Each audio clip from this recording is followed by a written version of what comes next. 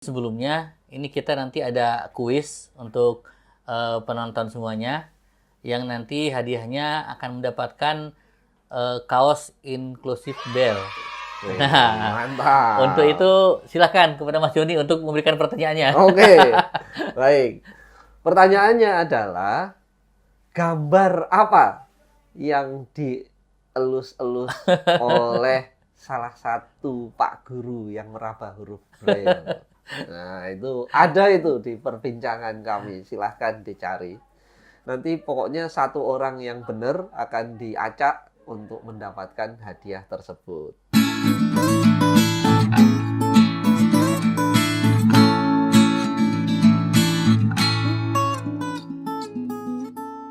Halo teman-teman, ketemu lagi dengan saya di channel Joni Yulianto dan Salam Inklusi. Salam Inklusi dan salam tahun baru buat kita. Karena ini jadi konten pertama di channel saya untuk tahun 2025. Mohon maaf karena kurang ramai kontennya. Baik, bersama saya sudah ada Mas Ali Afandi, tamu yang saya datangkan jauh-jauh dari negeri Bandung, Jawa Barat gitu ya Mas Ali ya? Betul, Mas Ali. Wah.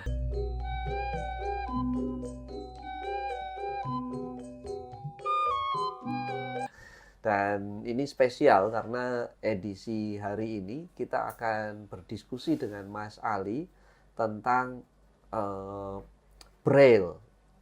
Jadi tanggal 4 Januari kita peringati sebagai Hari Braille Sedunia. Gitu ya Mas Ali ya? Betul, Mas Joni. Nah, jadi kita mau berbincang terkait dengan seluk-beluk perbrailan dengan Mas Ali.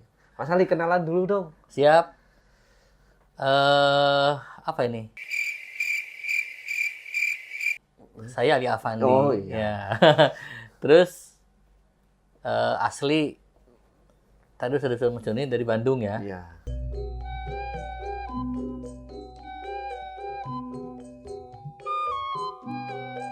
Dari Bandung, tapi sekarang tinggal di Jogja. Gitu. Terus apa lagi Mas Joni? Istri? Istri baru satu. Oh, mau nambah? Hati-hati loh. Tidak. Dia cuma berani pura-pura kok. Ya. Waduh.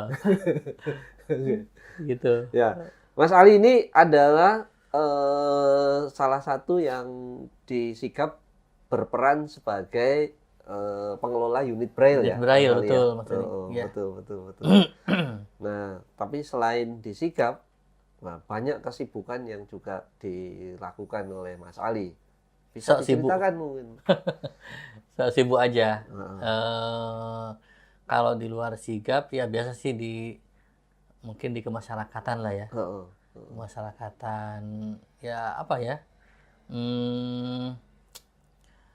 Apa namanya? Ya kita biasa untuk mengisi di kalau kita saya kebetulan karena rumahnya dekat masjid gitu ya. Jadi sering diminta untuk mengisi khutbah di masjid, kemudian juga nanti event-event yang lain juga.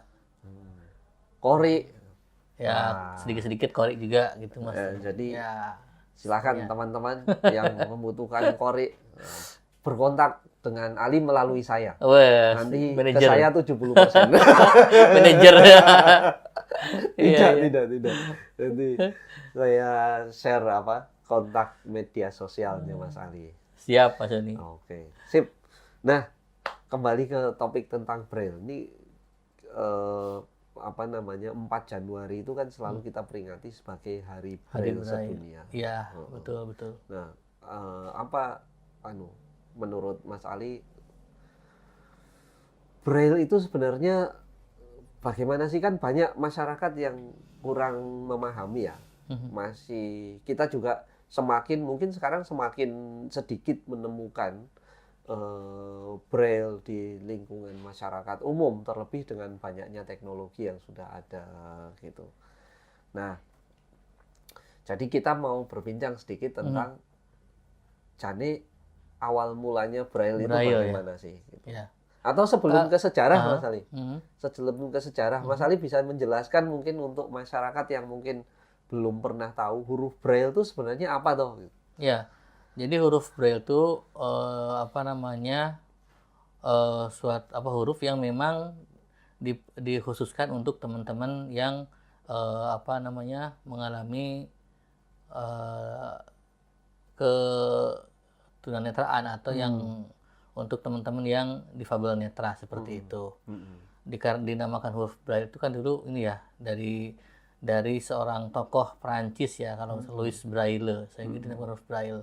Yang mana hurufnya itu tentunya berbeda dengan huruf-huruf yang biasa teman-teman yang apa namanya gunakan gitu, huruf Latin. Jadi kita hurufnya berbentuk titik-titik timbul gitu, seperti itu mungkin sedikit. Nah, kira-kira huruf Braille itu bentuknya seperti ini ya teman-teman, bisa dilihat nanti biar editor saya agak bekerja tambahan. Nah, jadi iya betul. Jadi kombinasi 6 titik, 6 titik ya kan, yang disentuh dengan jari, dan itu dari 6 titik itu yang dijadikan huruf dijadikan huruf dinamakan Braille.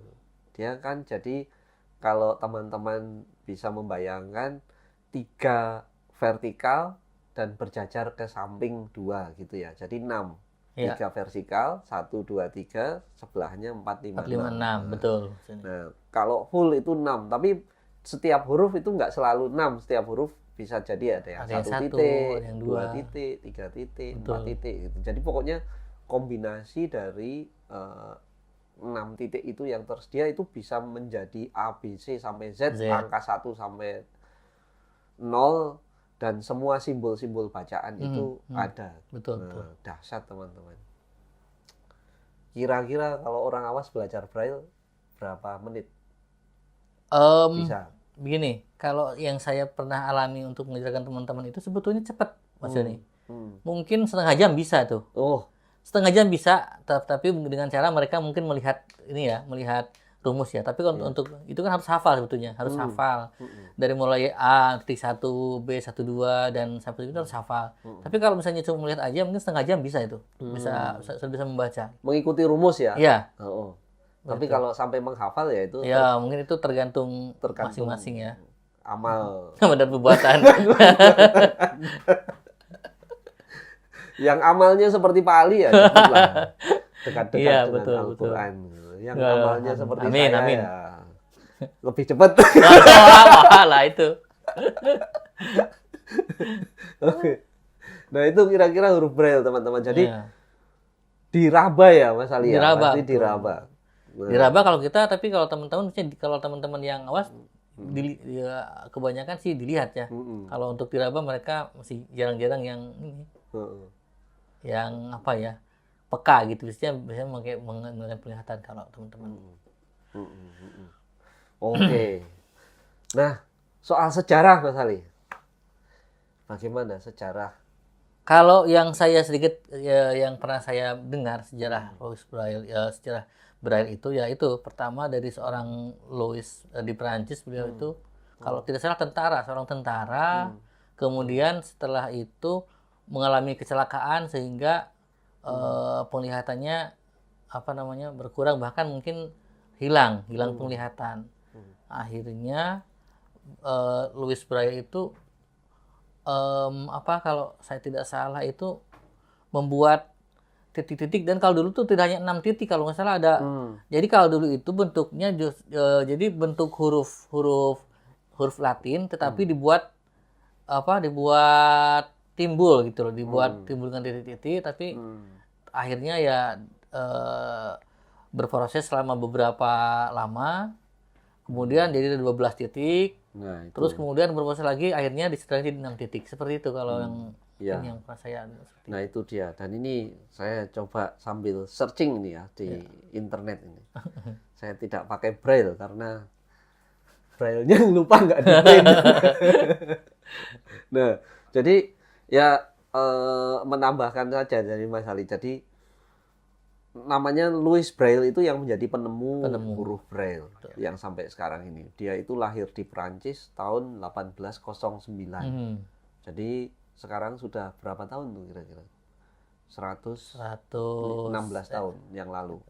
Ya. Nah, dia lahir 18 sekarang 200-an Oh, lebih ya. 216 tahun yang lalu berarti Iya. huruf Braille itu. Nah, dia lahir tuh 1809, lalu umur 3 tahun dia menjadi tidak melihat. Si Louis Braille Ya, itu. 3 tahun ya. Nah, nah, dia tidak bisa melihat, tapi dia ini oleh orang tuanya dikenalkan terus ke pendidikan gitu. Ke pendidikan. Nah, tahun berapa ya? 1824 dia itu ketemu dengan sahabatnya namanya Charles Barbier. Si Charles ini tentara di Prancis dan Ya. dia ini belajar tentang huruf, kalau di Prancis disebutnya night writing. Jadi tulisan tentara yang digunakan untuk di malam hari dan sebagai sandi gitu. Betul. Dalam beberapa referensi dia disebutkan itu huruf Morse, tapi sebenarnya ternyata bukan sandi Morse, tapi night writing namanya. Nah, night writing ini timbul karena dipakainya oleh tentara di malam hari dan di hutan-hutan gitu, mengandalkan penglihatan nggak mungkin, jadi pakai perabaan. Nah, si Louis ini dikenalkan oleh si Charles Barbier ini, kemudian dia itu terinspirasi, wah berarti saya bisa ini membaca dan menulis dengan model huruf seperti ini gitu. Iya, betul. Nah, itu dia terus mempelajari itu tahun 1824 sampai akhirnya dia menyederhanakan tulisan versi night writing yang 12 titik tadi Mas Ali sampaikan menjadi 6 titik. 6 titik, ya. Sampai sekarang kemudian itu terus disempurnakan sampai kemudian ada banyak lah versi bahasa Inggris, bahasa Jawa, bahkan huruf kanji Jepang juga ada braille-nya gitu kan. Kanto huruf Cina juga ada braille-nya. Jadi sekarang huruf braille itu sebenarnya sudah semua ini ya. Sudah hampir semua negara mungkin mempunyai huruf braille ya. Semua tulisan, semua versi tulisan, semua bahasa bisa. Al-Qur'an juga. Al-Qur'an. Bahkan ini Mas Joni, seorang komposer tunanetra pun itu tidak lepas dari huruf braille juga karena saya itu sempat belajar juga not balok untuk versi braille itu memang ya sangat lengkap itu. Dari mulai tanda-tanda misalnya not seperempat, seperdelapan, seperdua itu akan ada sendiri ya. Kemudian ada tanda diam dan itu sangat lengkap. Jadi bahkan untuk bermain piano pun mereka sudah ada tanda tersendiri. Iya. Aku juga pernah baca itu. Bukan baca ding, di satu podcast luar negeri ada seorang difabel netra, dia pemain biola. Jadi dia membaca not balok braille itu dengan jempol kaki. Oh iya. Jadi sambil membaca not balok braille itu dia sambil memainkan biolanya. Wah, itu nggak kebayang. Iya, betul. Harus fokus duaan itu. Iya. Itu dan didemonstrasikan di situ. Jadi dia membaca not balok sambil memainkan gitu. Betul. Keren sekali. Luar biasa. Nah, itu sejarah braille. Kalau Mas Ali sendiri, kita kan sama-sama sama-sama orang bermata gelap. betul jadi. Iya. Tapi beda pengertiannya mata gelapnya yang di KUH pidana. dengan gelap mata dengan mata gelap beda lah ya. Pengalaman Mas Ali gimana soal huruf braille ini? Apakah braille ini berjasa buat hidup kita? Iya, kalau saya kan kebetulan Mas Joni, saya tunanetra dari lahir ya. Dari lahir, kemudian jadi mulai saya belajar huruf braille itu kan dari awal, dari SD kelas 1. Dan itu memang ya menurut saya sangat membantu sekali gitu untuk teman-teman, untuk kita teman-teman tunanetra ini. Dari mulai kita mengenal buku-buku ya, kalau zaman saya dulu, zaman SD itu ya belum ada seperti sekarang nih, belum ada buku audio itu belum ada dulu. Nah, kita ya iya, betul. Salah-salahnya dengan dengan braille itu gitu. Entah buku, mungkin Al-Qur'an braille begitu. Dan ya alhamdulillah sampai sekarang sih saya masih sering menggunakan huruf braille. Bahkan saya juga di rumah udah mulai banyak tuh buku-buku braille. Ada apa kebetulan ada apa namanya? Ada majalah braille, itu kan ada yang membuat juga majalah braille. Nah, itu sampai sekarang kita masih pakai terus. Iya. Ada ini nggak, ada pengalaman yang menarik dengan selama menggunakan buku braille? Pengalaman menarik apa ya? Ya saya kira kalau saya selama saya terutama mungkin ketika masih sekolah dulu ya. Ya artinya ketika misalnya ada buku-buku yang memang baru gitu. Jadi kita lebih senang ketika misalnya ada buku-buku baru terbitan dari mana gitu kan, seperti itu kita baca. Kemudian bisa Iya, betul. kemudian untuk untuk membantu misalnya untuk kalau saya itu memang dari mulai istilahnya ketika mendengarkan misalnya Quran ya, kalau Quran itu ya sama-sama menghafal gitu kan, dengan membaca atau dan mendengarkan. Kalau saya malah lebih senang dengan membaca gitu. Bisa lebih meresapi sebetulnya malah kalau membaca itu. Ya itu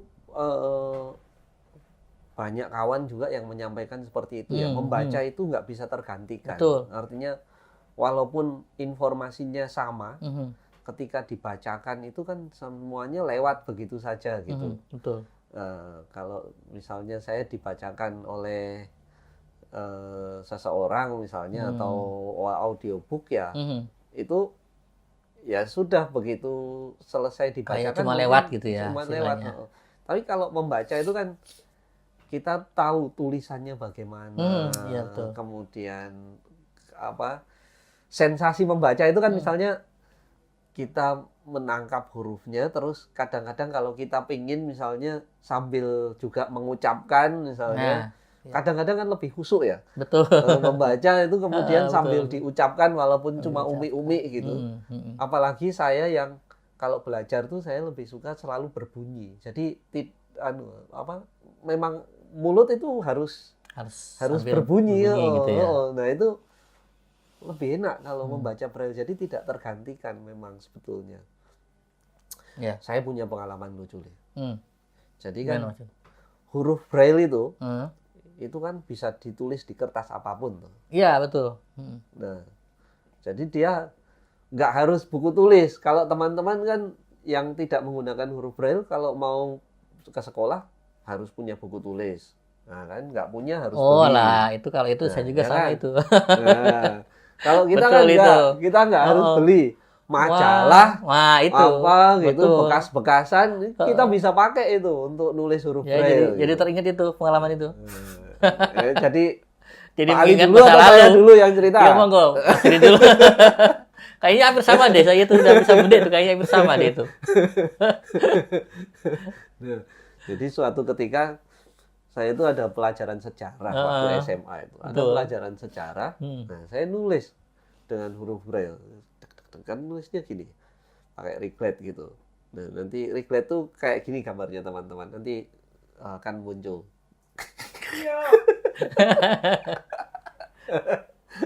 Akan muncul. Nah, itu teman-teman saya itu pada lah kok nggak biasanya gitu. Biasanya itu misalnya sedang nulis di papan tulis ini pada anteng. Ini kok pada ketawa-ketawa terus satu-satu datang ke dekat saya itu nggak ngomong apa-apa. Nah, suatu ketika sudah selesai itu nulis, nyalin dari papan tulis kan dulu biasanya gitu ya. Belajar tuh kan guru ngasih catatan, ada yang suruh nulis di depan terus yang lain nyalin di papan tulis. Betul. Dan nggak kreatif ternyata. Mohon maaf Pak. Nah, habis itu ini kan istirahat, selesai istirahat. Betul. Nah, majalah atau yang saya pakai untuk nulis itu kemudian dipinjam lah oleh teman saya. Terus saya lupa habis itu. Terus habis itu pas ada pelajaran berikutnya, ini ke pelajaran fikih. Saya dulu SMA Muhammadiyah 3 loh. Pelajaran fikih, gurunya datang. Gurunya itu suaranya keras gitu. Ini siapa ini yang naruh majalah porno di Iya, iya. Joni, Pak gitu. Itu. Nah, pada saat itulah kemudian ya karena gurunya belum tahu ya. Iya, iya. Gimana kamu mesti kamu dikerjain ya oleh temenmu disuruh disuruh bawa majalah beginian. Terus saya jelaskan, enggak Pak, ini tulisan braille gitu. Nah, terus dihalus-lus. Yang dihalus-lus sambil astagfirullahaladzim. Astagfirullahaladzim. Ini paha mulus kok ditusuk-tusuk. Wah, itu. Jadi dia ternyata dalam dilema antara merasakan huruf braille Dan melihat gambar. Nah itu cerita Iya, saya iya, sampai iya. sekarang masih teringat itu. iya, iya, iya, iya. Aduh. Iya sih, hampir sama aja seperti itu, emang hampir sama itu, hampir persis sama Mas. Terlalu ketika kita itu, kita kan pas SMA itu kan kita sudah ini ya, sudah mulai dengan teman-teman toh, sudah mulai dengan istilahnya dengan apa? Teman-teman non difabel kan gitu ya. Iya, iya. Nah, itu kasusnya sama persis dengan Mas Joni gitu. Ada wah ini katanya nih kamu ini ngapain ya kok bawa majalah ini kok gambar ada cewek telanjang. Gitu. Hampir sama seperti itu Mas Joni pengalamannya. Iya. Ya, oke, berarti braille ini setidaknya pertama itu adalah dia murah. Ya, toh? betul. Bagi kita murah karena kita cuma cukup punya reglet sama pen. Punya pen. Habis itu mau pakai kertas apa saja bisa. Boleh. Mau gambar majalah porno. Mau bekas kebaikan apa gitu kan. Bahkan kertas bekas print-printan itu saya sering beli dulu. Iya, betul. Beli 300 rupiah 1 kilo. 1 kilo. Terus betul. kita bikin pakai dibikin jilidan sederhana gitu, jadi buku itu sudah. Iya, betul. Jadi wah murah sekali. Yang kedua tadi kelebihannya menurut saya juga dia nggak tergantikan dari sisi pengalaman membaca, pengalaman mendalami literatur itu nggak tergantikan. Betul. Iya. Ya betul, terlebih yang seperti saya sampaikan tadi terkait braille huruf-huruf tertentu kan, misalnya kayak yaitu not balok, kemudian Al-Quran Braille gitu kan, itu saya kira yang memang sampai kapan kita akan butuh gitu ya. Iya, betul. Seperti itu. Betul. Nah itulah. Ada pengalaman menarik lain nggak? Selama braille? Apa ya maksudnya? Ya kadang-kadang kalau begini ini menjadi hilang ya. Tapi kadang-kadang kalau pas tahu-tahu inget gitu. Kalau saya ini, Apa? mungkin kalau nggak ada braille, saya tuh nggak mungkin bisa merasakan betul-betul pengalaman membaca Al-Quran. Oh iya, kalau itu betul itu. Ya kan? Kan kalau selain Al-Quran itu oke lah, membaca, belajar digantikan dengan mendengarkan itu oke lah. Tapi kan kalau misalnya katakanlah penghafal gitu, penghafal yang mendengarkan kan nggak membaca. Nggak membaca. Nah, artinya sampai tahu mendalami betul tulisannya dan seterusnya, bagaimana cara menulisnya, komposisi hurufnya apa saja, itu kan kalau nggak betul-betul yang membaca nggak dapat. Nggak dapat, betul. Nah itu yang saya rasakan. Jadi bahkan misalnya sekarang katakanlah ada aplikasi Al-Quran yang ada suaranya itu kan nggak menggantikan gitu, nggak menggantikan kalau buat kita ya.